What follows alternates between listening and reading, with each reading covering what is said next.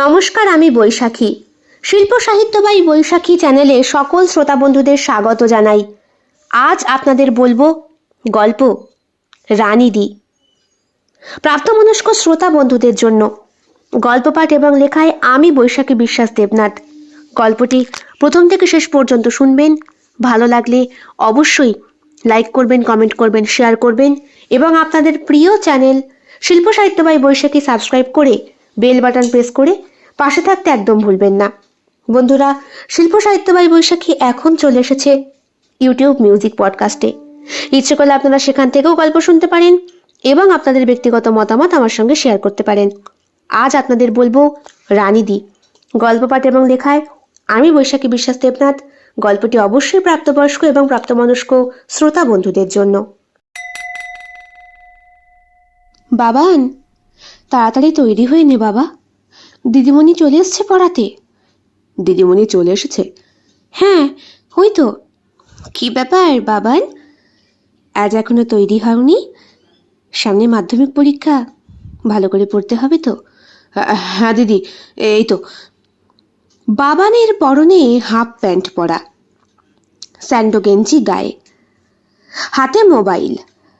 এতক্ষণ ধরে এসে মোবাইলটা স্ক্রল করতে করতে রিল দেখছিল। মায়ের ডাকে তার সম্বিত ফেরে। এই হাতে রাখা ফোনটা এমনই একটা জিনিস যেটা স্ক্রল করতে করতে ঘন্টার পর ঘন্টা কেটে যায়, অথচ হুশই থাকে না। বাবানকে পড়াতে এসেছে তার খুব প্রিয় দিদি রানীদি। বাবানের থেকে বয়সে বছর 5 বড়। মেয়েটা নিজেও পড়াশোনা করছে, এমএসসি করছে কলকাতাতে। মাধ্যমিকে তুখর রেজাল্ট করেছিল মেয়েটা। তারপর থেকেই বাবানের মায়ের শখ ছিল ওই মেয়ের কাছেই ছেলেকে প্রাইভেট পড়াবে। কাজেই শোনো না, বাবানের টিউশন মাস্টারটা চেঞ্জ করতে হবে। কেন, অসুবিধার কি আছে? সুব্রত তো ভালোই পড়ায়। দূর, বয়স্ক মাস্টার দিয়ে কাজ নেই। তাছাড়া সময়ের সঙ্গে সঙ্গে সব কিছুই আপডেট হয়। তুমি তো সেই সেকেলেই রয়ে গেলে। রাতে বাবানের ঘরে বাবান তখন ঘুমোচ্ছে। ক্লাস 9 উঠেছে সে। সুব্রত বাবুর কাছে এতদিন পড়াশোনা করেছে, ক্লাস 5 থেকে। হঠাৎ করে মাস্টার চেঞ্জের কথা শুনে সুবোধবাবু বেশ খানিকটা নড়ে চড়ে বসলেন। ড্রেসিং টেবিলের সামনে বসে রয়েছেন তখন অমিতাদি, অর্থাৎ বাবানের মা। মুখে ময়েশ্চারাইজার লাগাচ্ছেন, হাতে পায়েও কি সব যেন। সারাদিন শাড়ি পরেন, রাত হলেই হাউস কোটটা গায়ে দেন। ওই বিয়ের পর থেকেই বাবানের বাবা সুবোধবাবু একবার বলেছিলেন, এই শাড়ি সায়া ব্লাউজে কতটা সময় যায় বলো তো? সকাল সকাল আমার উঠতে হয় তো, তাড়াতাড়ি শুয়ে পড়ো, ভালো লাগে না। নাইটি এনে দেবো, ওগুলো পরবে। ইস, আমার লজ্জা করে। আমার মাকে কোনোদিন দেখিনি নাইটি পরতে। তাছাড়া তোমার মাও তো নাইটি পরা পছন্দ করে না। রাতে পরে আমার কাছে শুধু শোবে, সকালে উঠে আবার পরে দেবে ওগুলো। সেই থেকেই এই নিয়ম চলে আসছে। সুবোধবাবু যে স্ত্রীর কথা শোনেন না তা নয়, তবে সংসারের গৃহকর্তা উনি, ওনার কথাতেই সব কিছুই হয়। তবে এখন একটু বয়স বেড়েছে তো, তাই স্ত্রীর কথায় প্রাধান্য দেন আজকাল। ওনার স্ত্রী ওনার থেকে 15 বছরের ছোট। সুবোধবাবু নিজে বুড়িয়ে গেলে কি হবে, হাউস কোটটা গায়ে দিয়ে শরীরটাকে ফ্রেশ করে অমিতা যখন সামনে আসে তখন নিজেকে সামলে রাখতে পারেন না। এখনো সেই বিয়ের প্রথম রাতের মতোই অমিতার শরীরে কি যেন খুঁজে বেড়ান সারা রাত। গভীর ঘিরি খাদে বারবার হাতড়ে বেড়ান সেই স্রোতের শেষ কিনারা। কিন্তু হায়, আজও সেই সন্ধানের হদিস তিনি পেলেন না। বাবান ওনাদের একমাত্র সন্তান। এই সন্তান জন্মের সময় ডাক্তার পই পই করে বারণ করে দিয়েছিল সুবোধবাবুকে, আর কিন্তু ট্রাই করবেন না। একেই ওনার গর্ভাশয় বড্ড উইক। ছেলেটা যে সুস্থভাবে হয়েছে এটা ঈশ্বরের অশেষ দয়া। সামনে রাখবেন আপনার স্ত্রীকে আর সন্তানকেও। মনে রাখবেন, এই দুজনই কিন্তু আপনার ওপরই নির্ভর, আর আপনি এদের ওপরই। এছাড়া আপনার পক্ষেও যেমন আর বাবা হওয়া সম্ভব না, তেমন ওনার পক্ষেও। কেন ডক্টর? কারণ আপনার শরীরেও কঠিন অসুখ ধরা পড়েছে। আপনার স্পার্মে আর কোনো কাজ হবে না। এরপরে সুস্থ হয়েছিলেন সুবোধবাবু, যদিও আর চেষ্টা করেননি। অমিতা ক্রিম মাখতে মাখতে উঠে এলো। সুবোধবাবুর মুখের সামনে সকালের সেই বাসি খবরের কাগজটা। আজ আর পড়ার সময় পাননি, তাই দিন শেষে রাতে বাড়ি ফিরে খাওয়া দাওয়ার পর শেষ পর্যন্ত পেপারটা হাতে নিয়েছেন। হাত থেকে পেপারটা সরিয়ে অমিতা বলল, রাখো দেখি, শুধু বইয়ের মধ্যে মুখ টুসে বসে থাকো, আমার দিকে তোমার নজরই নেই। সুবোধবাবু স্ত্রীর হাত ধরে কাছে টেনে নিয়ে আসলেন। সোফার ওপরে উনি বসেছিলেন, পাশে স্ত্রীকে বসালেন। ওর থুতনি ধরে আদর করতে করতে বললেন, তোমাতেই তো কাটিয়ে দিলাম এতগুলো বছর, এরপরেও এত অভিমান? যাও, আমার কথা তুমি গুরুত্ব দিয়ে শুনছই না। শুনছি তো, বলো। বলছি ওই বুড়ো মাস্টার দিয়ে কাজ নেই। কেন, তোমার দিকে কি টন্টিটকারি কেটেছে, তাকিয়েছে? তোর, আমি তা বলেছি নাকি? তাছাড়া আমি অমন চরিত্রের মেয়ে মানুষই নই যে বাড়ির প্রাইভেট টিউটরের সাথে শুয়ে পড়বো। আহা, আমি শোয়ার কথা কখন বললাম? তাছাড়া তুমি কি ইঙ্গিত করলে? অমিতার কথা শুনে হেসে দিলেন সুবোধবাবু। বললেন, তোমার অবস্থা কি বলো তো? ওই যে বলে না, কি যেন, কে যেন কি খেয়ে গেছে, আর সাপের বাবা না বিড়ালের বাবা না কে বেশ টের পাবে না। হো, রাখো তোমার ওইসব হেয়ালি কথা, আমার কথাটা আগে শোনো। ওই যে চোর চুরি করে নিয়ে গেলেও কি চোরের বাবা টের পাবে না, না বা কি বেশ ওইসব তো? নাকি ডুবে ডুবে জল খাবে আর শিবের বাবাও টের পাবে না ওটা? যাক, তুমিই ধরেছ। না, আমি যেটা বলছি সেটা শোনো। ওই মাস্টারকে দেওয়ার কাজ নেই। সুব্রত মাস্টারের জায়গায় আমি বরং রানীকে বলি পড়াতে। রানী? কে রানী? আরে ওই যে আমাদের পাড়ায় থাকে, ওই যে সমীর মিস্ত্রির মেয়েটা, পড়াশোনায় তুখর, মাধ্যমিকে কত ভালো রেজাল্ট করেছিল, মনে আছে তোমার? সুবোধবাবু কিছুটা ভ্রুকুটি করলেন, একটু চিন্তা ভাবনা করলেন, তারপর বললেন, শেষ পর্যন্ত ওই মিস্ত্রির মেয়ে? আহা, অমন করে কেন বলছো? ওনাদের অবস্থা যথেষ্ট সচ্ছল। তুমি চাকরি করো, তার থেকেও ওনার বেশি মাইনে। ঘরবাড়ি দেখেছো কত সুন্দর মোজায়েক করা? সে না হয় বুঝলাম, কিন্তু ওর মেয়েটা তো পড়াশোনা করছে, ও কি পারবে? খুব পারবে। তোমার সুব্রত মাস্টারই বা কি এমন চাকরি বাকরি করেন যে ওনার যোগ্যতার সঙ্গে ওই মেয়ে পারবে না? তাছাড়া ওই মাস্টারের হাবভাব আমার ঠিক ভালো লাগছে না, কদিন ধরেই লক্ষ্য করছি। তাই নাকি? আমার সুন্দরী বউটার দিকে নজর দিয়েছে নাকি? তাহলে তো সুব্রতকে দেখে নিতে হয়। আরে দূর, তোমার সব সময় রসিকতা। আগে যেটা বলছি সেটা শোনো। আমি রানীর সাথে কথা বলবো, আর বলবো ক্লাস 9 থেকেই ছেলেকে পড়াতে। তুমি কি বলছো? অমিতার দিকে হাঁ করে তাকিয়ে রয়েছেন সুবোধবাবু। অমিতার কপালে তখন সিঁদুরের টিপটা লেটকে গিয়েছে। সিঁথি ভর্তি সিঁদুর, আর এই সুন্দর মুখটা, আর এমনভাবে লেপটে থাকা সিঁদুর দেখলেই সুবোধবাবুর শরীরটার মধ্যে মোচড় দিয়ে ওঠে। উনি অমিতার ঠোঁটে ঠোঁট রেখে বললেন, এখন আর কথা বলো না, তোমার যেটা ভালো মনে হয় করো, আমি সবেতেই রাজি।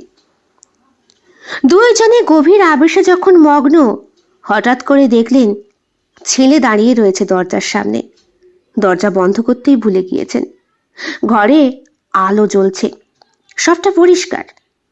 সুবোধবাবুর হাত দুটো তখন নিষ্পিস করছিল অমিতার সেই অংশের কাছে যেটা সৌন্দর্য বহন করে। হঠাৎ করে ছেলেকে দেখে উনি ঝটকা দিয়ে অমিতাকে সরিয়ে দিলেন।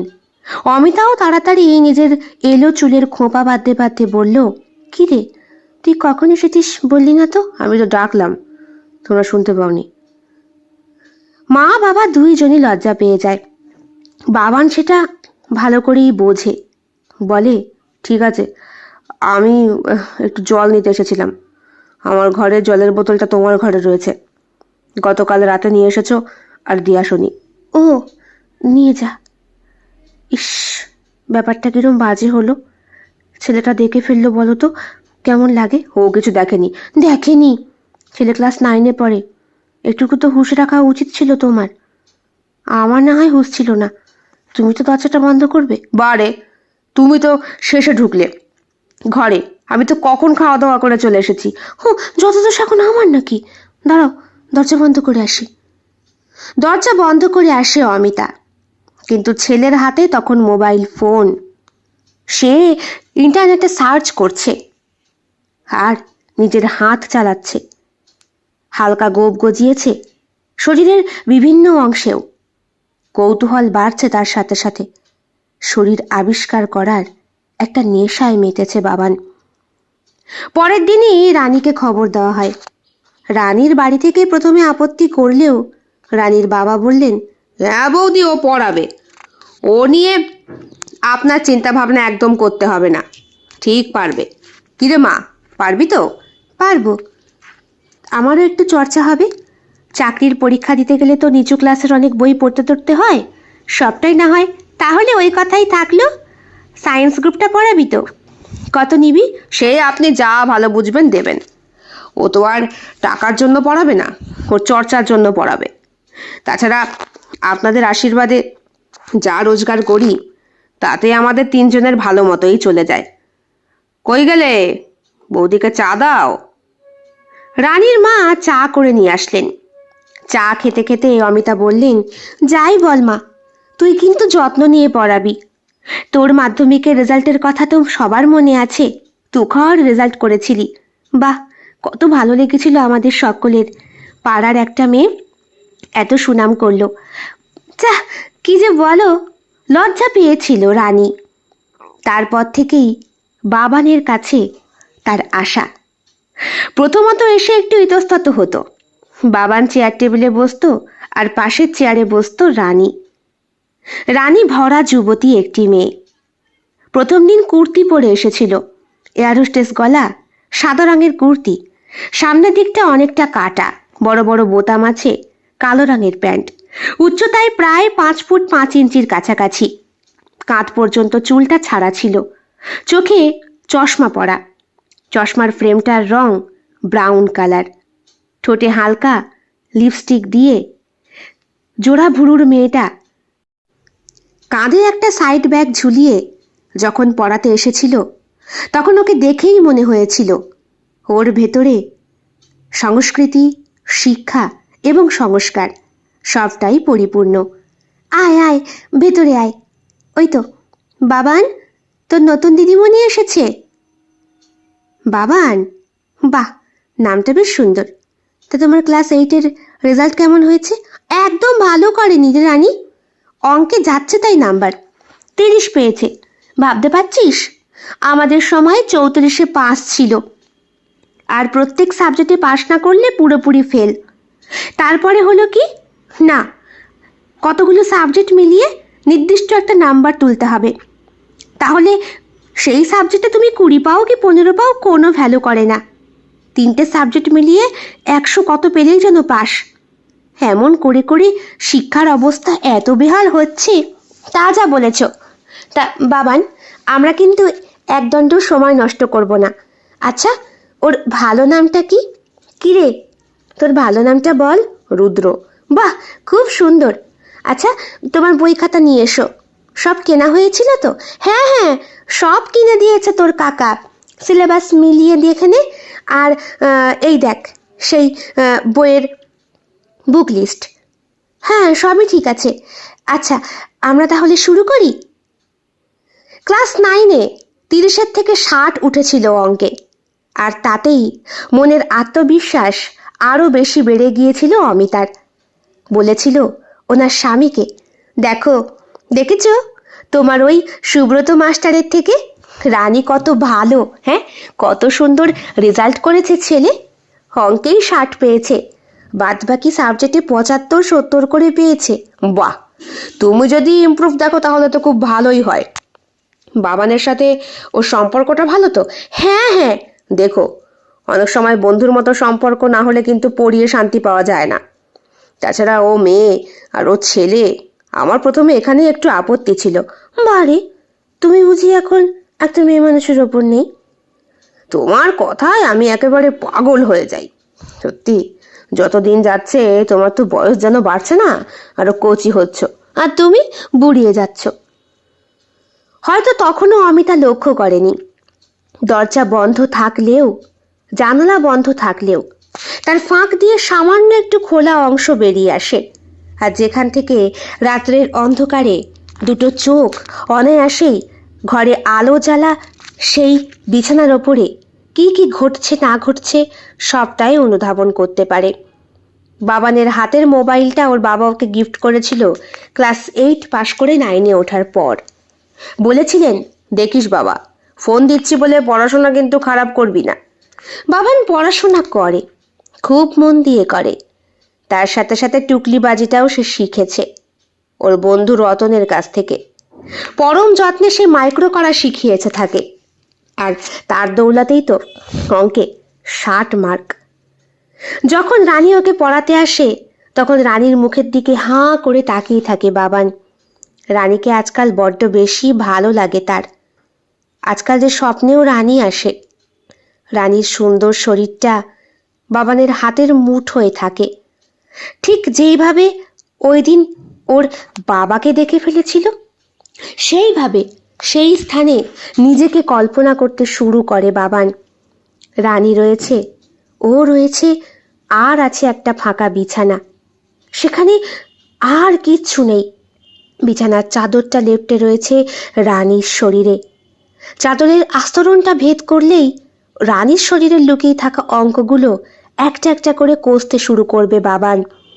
রানীর চশমাটা চুমু খেতে বারবার বাধা দিচ্ছে, তাই চশমাটা খোলার সঙ্গে সঙ্গেই মাথার মধ্যে একটা ভারী কিছুর আঘাতে ঘুমটা ভেঙে ওঠে। তাকিয়ে দেখে সামনে রানী দাঁড়িয়ে। কি রে, তুই দিনে দুপুরে পড়ে পড়ে ঘুমোচ্ছিস? কোথায় ভাবলাম টেস্ট পরীক্ষা, তোকে একটু বেশি পড়াবো। নে ওঠ ওঠ ওঠ, পড়তে বস। তুমি কি দিয়ে মারলে? এই যে তোর জ্যামিতি বক্স। আমার লেগেছে। হা হা হা হা, এটুকুতেই ছেলের ব্যথা লাগে। ওঠ, শিগগিরই ওঠ। বাবানের কিছু বলতে ইচ্ছে করছিল, কিন্তু বলতে পারল না, ভয় পেল। আরে ওঠ, কি রে উঠছিস না কেন? বাবান বোঝাতে পারে না রানীকে। সে শুয়ে শুয়ে স্বপ্ন দেখছিল। এই মুহূর্তে তার শরীর থেকে চাদরের আস্তরণটা সরিয়ে দিলে দেখে ফেলবে রানী বাবানের অনেক কিছু, যতই প্যান্ট পরা থাক না কেন। শোয়া অবস্থায় উঠে বসতে একটু অসুবিধেই হয় উঠতি বয়সে ছেলেদের। আমি আর একটু পরে উঠছি, তুমি এখন যাও। যাবো মানে? এই যাবে মানে কি? অমিতাও ঢুকেছে ঘরে। আহ মা, ঢোকার সময় একটু নক করে ঢুকবে তো, প্রাইভেসি বলে কিছু তো আছে। দেখেছিস রানী, দেখ, ছেলে মাধ্যমিক দিতে না দিতেই পাখনা গজিয়ে গিয়েছে। একটু আস্তে করে কানটা মুলে দে তো। তাই তো কাকিমা, তাই করতে হবে। কানটা সত্যিই মুলে দেয় রানী, কিন্তু এতে বাবানের ভালো লাগা 10 গুণ বৃদ্ধি পায়।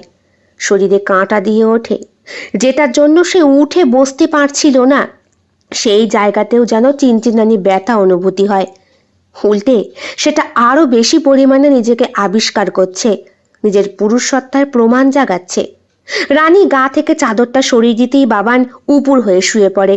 বলে, আমার ভালো লাগছে না, আজকে ছাড়ো না, তুমি এখন যাও, আমি তোমায় একটু পরে ডাকছি। সত্যি ডাকবি তো? রানী বাবানের এলো চুলে হাত বুলিয়ে দেয়।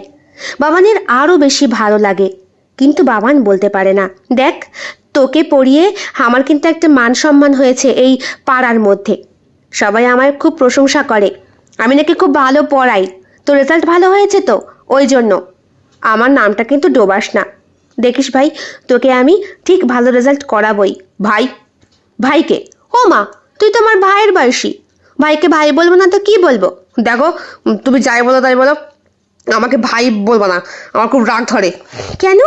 না, আমার আমার আমার কোনো ভাই বোন নেই। কেন জানো? কারণ আমি আমার বাবা মাকে একা চাই। আমার বাবাও আমার, আমার মাও আমার, আমার সব একা। আমি কারোর সাথে ভাগ করে নিতে পারবো না। ওরে পাগল, তুইও সত্যি পারিসও বটে। তা তোর বাবা মার ওপরে ভাগ বসাতে কে আসছে? আমি তো তোর ওপর অধিকার ফলাচ্ছি। আরো বেশি ভালো লাগে বাবানের কথাটা শুনে। বলে, ঠিক আছে, তুমি অধিকার ফলালে ফলাতে পারো, আর কাউকে আমি সে অধিকার দেব না। পাগল ছেলে একটা। আমি বাইরের ঘরে গিয়ে বসছি, তুই হাত মুখ দিয়ে ফ্রেশ হয়ে আমাকে ডাকবি, কেমন? ঠিক আছে। সেই দিন রাত্রেবেলা রানী ওদের বাড়ি থেকে যখন বেরোয়, তখন বাবান মাকে বলে, আমি একটু এগিয়ে দিয়ে আসি মা। যা, রাত হয়েছে তো, এতক্ষণ ধরে পড়ালো, ভালো বুঝেছিস তো? হ্যাঁ বুঝেছি। রানী, এই রানী। হ্যাঁ, কি হলো? সব ঠিক আছে তো? হ্যাঁ, সব ঠিক আছে। আসলে আমার একটা ফোন এসেছিল, না হলে ওকে আরেকটু পড়াতাম। ফোন এসেছে? কারো কিছু হয়েছে? না না, কিছু হয়নি কাকিমা, আসছি। বাবান এগোতেই যাচ্ছিল। রানী বলল, তুই থাক, আমি আসছি, বুঝলি? আমি একটু এগিয়ে দিই রানীদি, দেরি হয়ে যাবে তো। তোমার একেই রাত হয়ে গেছে, তার উপরে। কিছু হবে না, তুই থাক। তবুও বাবান রানীর পেছন পেছন আসে। আজ পড়াতে পড়াতে হঠাৎ করে রানী অন্যমনস্ক হয়ে গিয়েছিল। ওর ফোনে বোধহয় মেসেজ ঢুকেছিল। তারপর থেকেই বাবান ফিরতি পথে আসবে এমন সময় দেখে রানীর বাড়ির গলির মোড়ের সামনে একটা ছেলে বাইক নিয়ে দাঁড়িয়ে। বাবান ভ্রুকুটি করে দাঁড়িয়ে পড়ে। কে রে, এটা কে? রানী তার কাছে এগিয়ে যায়। দেখে মনে হচ্ছে ছেলেটার সাথে বেশ তর্ক বিতর্ক চলছে। ছেলেটা রানীর থেকে বয়সে বড় হবে, চাপ দাঁড়িয়ে আছে, উচ্চতায় প্রায় 6 ফুটের কাছাকাছি, শ্যামলা বরণ, শার্ট প্যান্ট দেখে মনে হচ্ছে অবস্থা সম্পন্ন ঘরের ছেলে। চোখে একটা চশমা আছে। হ্যাঁ, রানী এবার কান্না করতে শুরু করে দিল। বাবানের ইচ্ছে করছিল দৌড়িয়ে গিয়ে রানীর হাত দুটো ধরে তাকে সান্ত্বনা দিতে, কিন্তু ওর পা দুটো আটকে গিয়েছে মাটিতেই। মনে হচ্ছে ওর জিনিসের ওপরে কেউ যেন একটা অধিকার ফলাতে এসেছে। রানী, রানী তো ওর, রানী ওকে পড়ায়, রানীর ওপরে ও ছাড়া আর কারো অধিকার থাকতে পারে না। বাবানের ইচ্ছে করছিল রাস্তা থেকে ইট তুলে ছুঁড়ে মারতে ছেলেটার মাথা বরাবর, কিন্তু না, সামনে পরীক্ষা, মাথা ঠান্ডা রেখে কাজ করতে হবে। তাছাড়া ছেলেটা কে সেটা দেখতেই হবে, না হলে তো রানীদিকে মনের কথা বলাও যাবে না। রানীদি ওকে ভালোবাসে তো? হ্যাঁ হ্যাঁ, নিশ্চয়ই ভালোবাসে, না হলে কেন বলল রানীদি যে রানীদির ওপরে একমাত্র ওরই অধিকার? আচ্ছা, তাহলে কি সব কিছু ঠিক আছে? ভাবতে ভাবতে হঠাৎ করে বাবান তাকায় আবার রাস্তার সেই মোড়ের মাথায়। রানী এবার বাইকে উঠে বসলো ছেলেটার। বাইকটা স্টার্ট নিতেই কয়েক সেকেন্ডের মধ্যে রানী অদৃশ্য হয়ে গেল। ঘড়ির কাঁটায় তখন 7:45 বাজে। এত রাতে রানী দিদি কোথায় গেল? আচ্ছা, হতে পারে কোনো বন্ধু বান্ধবের সাথে হয়তো কোথাও গেছে।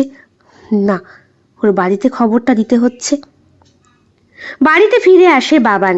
কিরে, পৌঁছে দিয়েলি? হ্যাঁ দিয়ে এলাম। রানী বলছিল আজকে ওর কোন বান্ধবীর আইবুড়ো ভাত খাওয়ানোর কথা।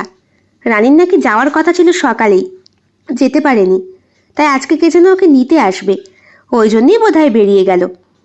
তাছাড়া মেয়েটা তো বড় হয়েছে, পড়াশোনা করতে করতে কাউকে হয়তো ভালো লেগে যেতেও পারে।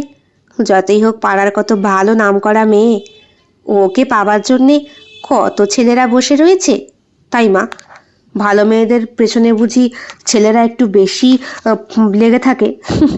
তোর সব শুনে লাভ নেই। শোন বাবা, ঘোরাফেরা করার জন্যে শর্ট টাইপের মেয়েরা যথেষ্ট। শর্ট টাইপের মানে মানে যারা নিম্নমানের পোশাক পরে, নিম্ন আচার আচরণ করে, যাদের কথায় বার্তায় কোনো রকম মার্জিত ভাব নেই, শিক্ষা সংস্কারে সংস্কৃতিতে কিছুই নেই, তারা ওই ঘুরে ফিরে টাইম পাস করার জন্য যথেষ্ট। কিন্তু একটা ছেলে যখন প্রকৃত অর্থে সংসারী হতে চায়, তখন ওইসব মেয়েদেরকে মন থেকে মুছে ফেলতে এতটুকু সময় নেয় না।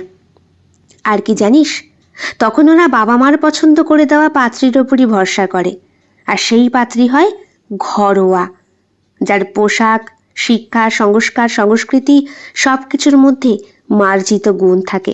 তুমিও কি তাই ছিলে? দেখ, তুই কিন্তু বাড়াবাড়ি করছিস, যা এখন ঘরে যা। অমিতা চেপে যায়। তারও মনে পড়ে বহু বছর আগে সুব্রতর সাথে কাটানো ঘনিষ্ঠ মুহূর্তের কথা। বিয়ের পর ছেলেকে পড়াতে হবে বলে ক্লাস 5-এ ছেলে ওঠার পর যখন প্রথম সুব্রতকে দেখেছিল, তখনই অমিতা জোর ধাক্কা খেয়েছিল। যদিও এত বছর পড়ানোতে সুব্রত একবারও উচ্চারণ করেনি অমিতাকে যে সে ভালোবেসেছে বা তার সাথে কাটানো সেই রাতগুলোর কথা। সুব্রত জীবনে বিয়ে করেনি, শহরে একাই থাকে আর টিউশনি পড়ায়। ভাগ্যচক্রে সুবোধবাবুর পরম বন্ধু। পড়াতে হবে না এই কথাটা সুবোধবাবুর মারফতই জানিয়ে দিয়েছিল অমিতা। যদিও সুব্রত বুঝতে পেরেছিল, রেজাল্ট আউটের দিন রাত্রেবেলায় একটু বেশি বাড়াবাড়ি করে ফেলেছিল সুব্রত। সেদিন বাবান বন্ধুদের সাথে ছাদে গিয়েছিল আনন্দ ফুর্তি করতে। সুব্রতবাবু আর অমিতা তখন ঘরে একা। অমিতাকে একটু জড়িয়ে ধরেছিলেন তিনি, বলেছিলেন, একবার অন্তত একটু তোমাকে কাছে পেতে দাও। তুমি কি পাগল হয়েছে সুব্রত? আবার ছেলে বড় হয়ে গিয়েছে, ক্লাস 8 পাশ করেছে সে, ছাদে বন্ধুদের সঙ্গে ঠাট্টা আড্ডা করছে, আর তুমি এই মুহূর্তে? কেউ আসবে না, প্লিজ। রাগের ছোটে অমিতা একটা চড় মেরেছিল সুব্রতকে। সুব্রত তখন বলেছিলাম না তোমার ওপরে শুধু আমার অধিকার। কেন দিয়েছিলে আমাকে সেই অধিকার বলো? আমি অধিকার দিইনি, তুমি জোর করে লুটে নিয়েছিলে। বাহ, তাই তুমি স্বেচ্ছায় রাজি ছিলে না? এমনি এমনি আমাদের মধ্যে। তখনই দরজা খুলে ছেলে ঘরে ঢোকে। বাবান দুইজনকে অমন অবস্থায় দেখে হয়তো কিছুটা আঁচ করতে পেরেছিল।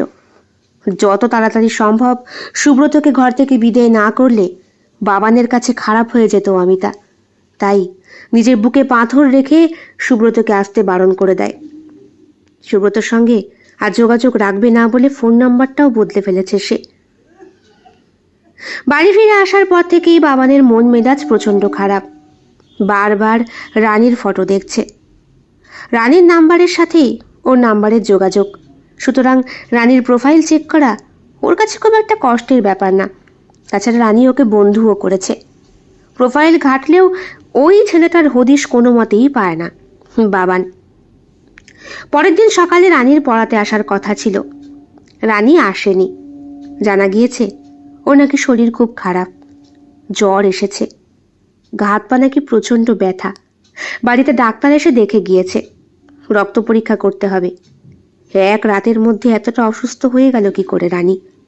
বাবানের মনে শান্তি হয় না। মা, একবার দেখে আসবো রানীদিকে। খবরদার, এখন ভাইরাল ফিভার, খবরদার যাবি না, কি থেকে কি ছড়িয়ে যাবে। তাছাড়া আমি তোকে ফোন করেছি, তোর বাবাও গিয়ে দেখা করে এসেছে, এমন কিছু ভয়ের কারণ নেই, তুই চুপচাপ থাক। ও মা, দেখো রানীদির বাড়ি থেকে কেউ কি বেরোচ্ছে।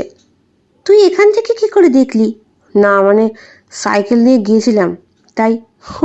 তুই একটা পাগল, রানীদিকে খুব ভালোবাসিস তাই না? মায়ের কথাটাকে বাবান অন্যরকমভাবে নিয়ে নিল। আজকাল ঘরে একাই বসে থাকে ও, কারোর সাথে খুব একটা কথা বলে না।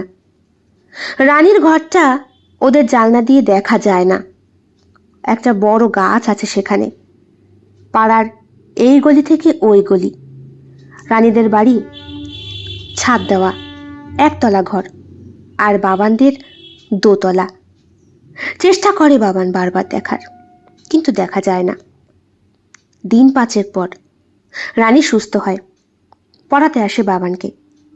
বাবানের শরীর এরই মধ্যে খারাপ হয়ে গিয়েছে, চেহারা শুকিয়ে গিয়েছে, পড়াশোনায় মন নেই। আজকাল বন্ধু বান্ধবের সাথে মিশতেও ভালো লাগে না। রানী রানী আর রানী, শুধু রানীকেই ভাবতে ভালো লাগে। বন্ধুরাও বলে, কি রে আজকাল কিসে এত মুশকুল থাকিস বলতো? সবসময় অনও থাকিস না চ্যাটিংয়ে, হয়েছে কি তোর? জানি না মানে এমন তো না যে আমাদের স্কুলটা গার্লস বয়েজ একসাথে, শুধু কোয়েট। তা কোনো বেটা ছেলের প্রেমে পড়লি নাকি?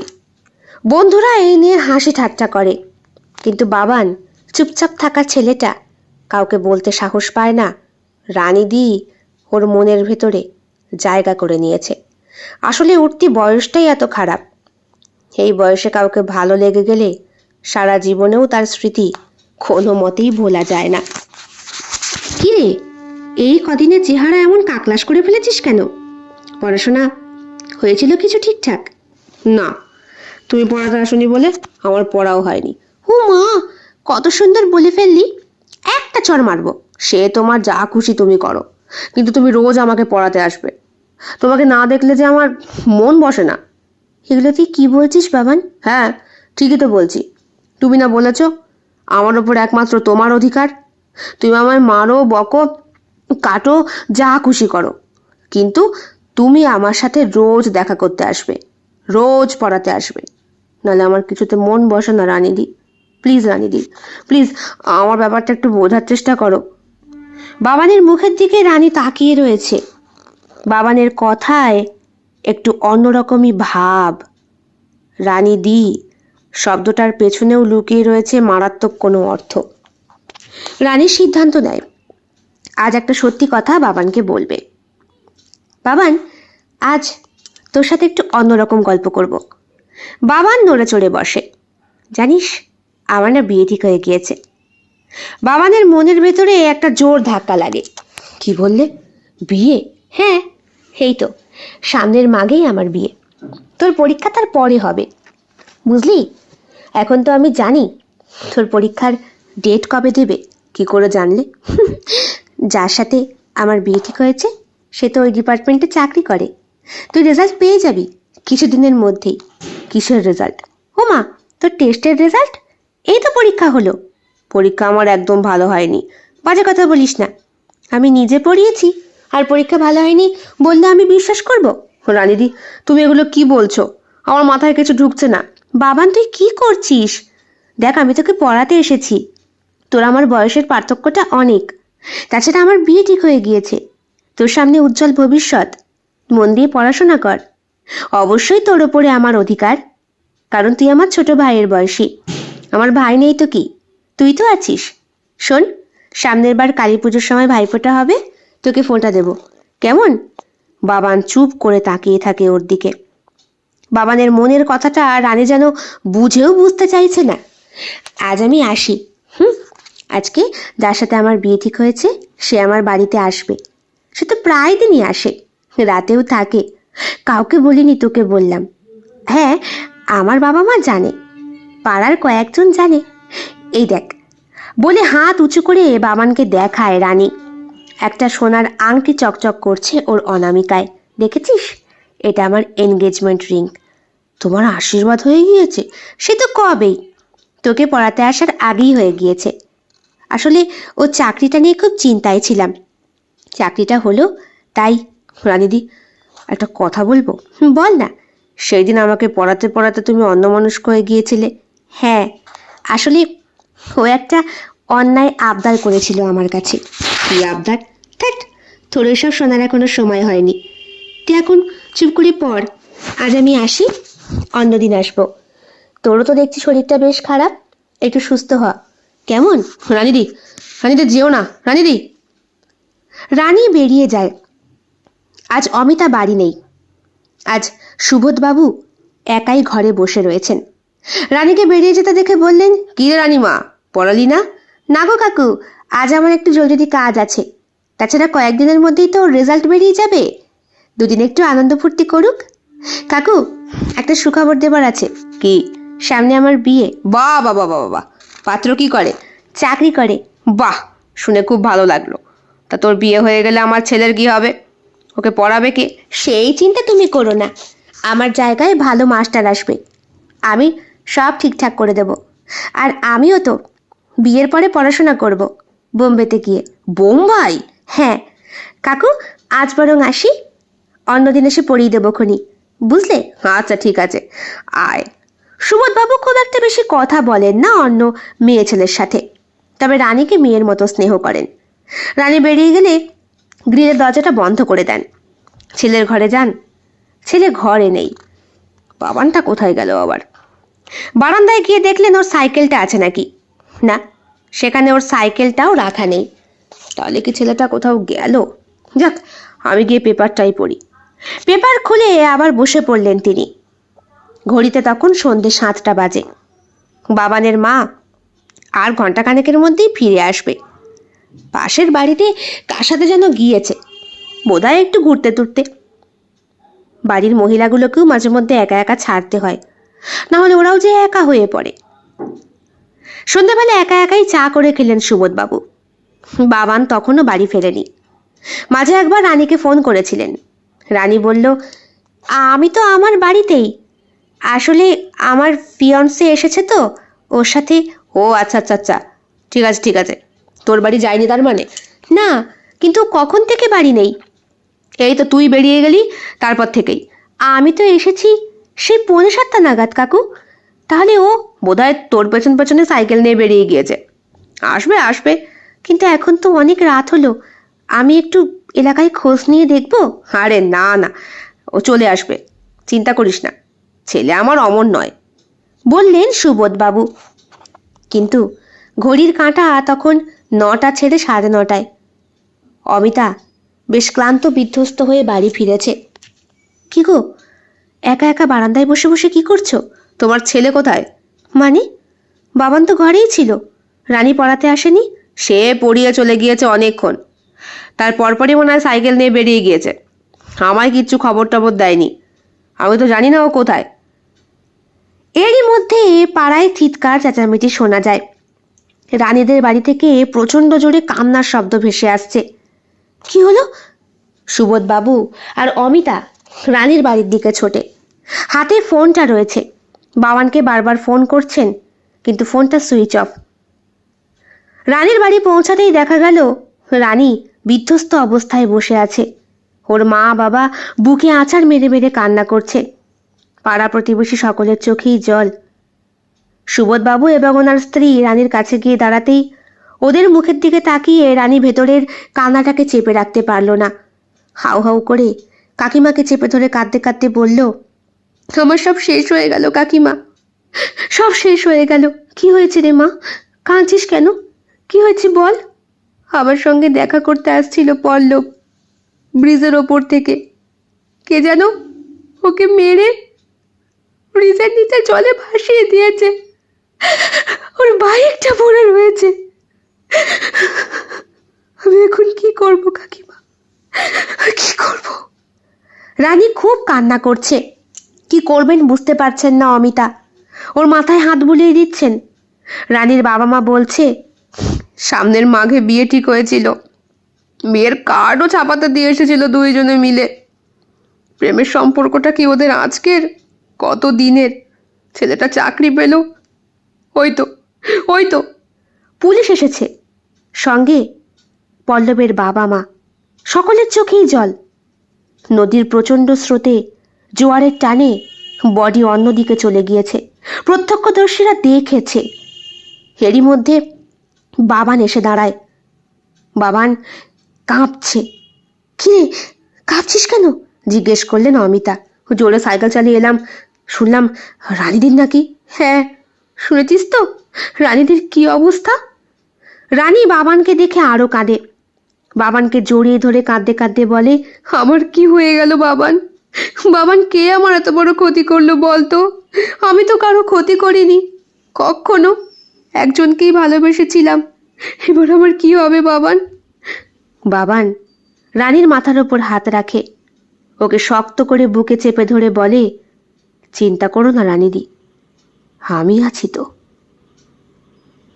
বাবান সাইকেল নিয়ে বেরিয়েছিল, দাঁড়িয়েছিল ব্রিজের ওপরে। সেখানে সিগারেট টানছিল।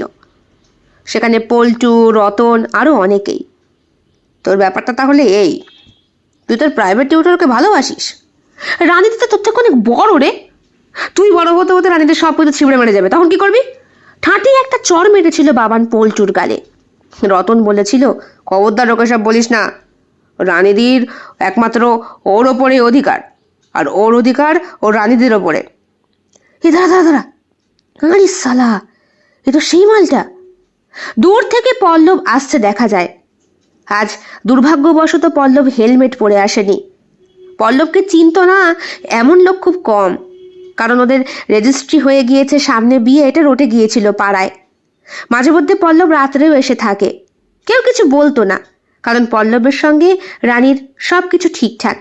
পল্লবের বাড়ির লোকেরাও রানীকে খুব পছন্দ করত। এই দাঁড়া দাঁড়া দাঁড়া দাঁড়া দাঁড়া। পল্লব দাঁড়িয়ে পড়ে। রানীর মুখে ও বাবানের প্রশংসা শুনেছে। বাবানকে দেখে চিনতে ভুল হয় না, কারণ রানী পড়াতে পড়াতে মাঝে মধ্যেই ওর ফোনে বাবানের সঙ্গে সেলফি তুলতো। তুমি বাবান না? আপনি আমায় চেনেন? চিনবো না? রানী তোমায় খুব ভালোবাসে। তাই? আপনি জানেন রানী দি আমায় ভালোবাসে? হো মা, তা জানবো না? তোমার কত ছবি তুলে রেখেছে ওর ফোনে। তা আপনি যখন জানেন যে রানী দি আমায় ভালোবাসে, আপনি কেন সেখানে এসছেন? মানে? পল্লব অবাক হয়ে তাকিয়ে থাকে। ওই সময়টায় লোকজন কমই যাতায়াত করে ব্রিজের ওপর থেকে। পল্টু আর রতন ব্যাপারটা বুঝতে পারে। ওরা সাইড দিয়ে সাইকেল নিয়ে কেটে ওঠে এক একজন। বাবান সাইকেল নিয়ে চুপ করে দাঁড়িয়ে, ওর হাতে শক্ত একটা পাথর ধরা। এগুলো তুমি কি বলছো? তুমি ছোট। বলতে বলতে পল্লব গাড়ি থেকে নেমে আসে। বাবান দেখে উচ্চতায় বাবান আর পল্লব প্রায় সমান সমান। সে বলে, আপনার আর আমার হাইট এক, তো তবুও কেন আপনাকে ভালোবাসে? তুমি বাচ্চা ছেলে, তোমার এখনো জীবনের অনেক দিন পড়ে রয়েছে। লেখাপড়া করো, ভালো চাকরি বাকরি করো, রানীর মতো অমন অনেক পাবে। না, আমার অমন রানীর মতো অনেক দরকার নেই। আমার রানীকে পেলেই হবে, রানীদিকে একা পেলে হবে। আপনি ওকে ছেড়ে দিন। এগুলো তুমি কি বলছো? আমাদের বিয়ে ঠিক হয়ে গিয়েছে, আপনি ওকে ছাড়বেন নাকি আমি? বাবা, তুমি আমার সঙ্গে মারপিট করবে নাকি? এই তো এখনই আমি যাচ্ছি রানীর কাছে, রানীর সঙ্গে একা সময় কাটাবো। দেখি কে আটকাতে পারে। শোনো, গোটা বিশ্ব ব্রহ্মাণ্ড জানে রানী আমার, কিন্তু আমি তো সেটা জানি না। পল্লবের মাথার পেছনে ভারী পাথরটা দিয়ে একটা আঘাত করে বাবান। ব্রিজ থেকে বেসামাল হয়ে শরীরটা ছিটকে পড়ে যায় নিচে। তখন নদীতে জোয়ারের টান, দেহ ভাসতে ভাসতে কোথায় যে বিলীন হয়ে গিয়েছে, তার উপরে পল্লব সাঁতার জানতো না। এরপরই বাবান তাড়াতাড়ি সাইকেল চালিয়ে সেখান থেকে বেরিয়ে আসে, কারণ এই সময় ঠিক 7টা নাগাদই একটা ফুচকাওয়ালা রাস্তা দিয়ে যাতায়াত করে। সে ব্রিজের ওপর তখন উঠছিল। বাবানকে অস্পষ্টভাবে দেখেছে কিনা কে জানে, নাও দেখতে পারে, কারণ ফুচকাওয়ালার বয়সটা অনেক। আমার কি হলো বাবান? বাবান, এবার আমার কি হবে? কিছু চিন্তা করো না রানীদি, আমি তো আছি, সব ঠিক করে দেবো, সব। কেমন লেগেছে আজকের গল্প? কমেন্ট বক্সে কমেন্ট করতে একদম ভুলবেন না। ভালো লেগে থাকলে অবশ্যই লাইক করবেন, কমেন্ট করবেন, শেয়ার করবেন এবং আপনাদের প্রিয় চ্যানেল শিল্প সাহিত্য বাই বৈশাখী সাবস্ক্রাইব করে বেল বাটন প্রেস করে পাশে থাকতে একদম ভুলবেন না বন্ধুরা। দেখা হবে খুব শিগগিরই আগামীকাল সম্পূর্ণ নতুন একটি ভিন্ন স্বাদের গল্পের সঙ্গে। আপনাদের সকলের উপস্থিতি একান্তভাবে কামনা করি। সকলে খুব ভালো থাকবেন, সুস্থ থাকবেন এবং একইভাবে সাহায্য এবং সহযোগিতার হাত বাড়িয়ে দেবেন। সবাই ভালো থাকবেন। শুভরাত্রি।